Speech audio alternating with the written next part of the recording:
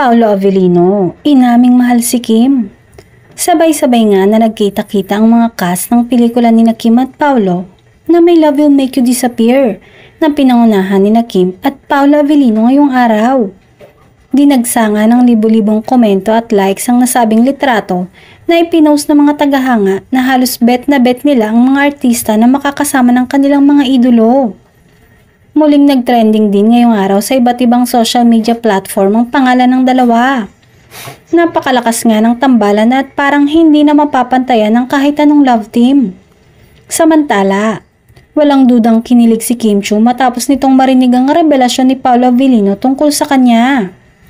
Nagpasalamat kasi ang aktor sa lahat ng Kim Po fans, sa lahat ng tumatangkilik at naghihintay sa kanila at sa kanilang pagsasama sa bagong proyekto.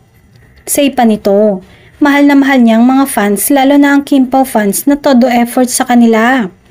At syempre, hindi din nakalimutan na pasalamatan ng kapareha na si Kim. Hindi man daw diretsahan ngunit batid ng mga fans kung para kanino at sino ang mahal na tinutukoy ng aktor. In fairness, simpleng gesture at mga salita ay hindi lang sila basta nagpapakilig.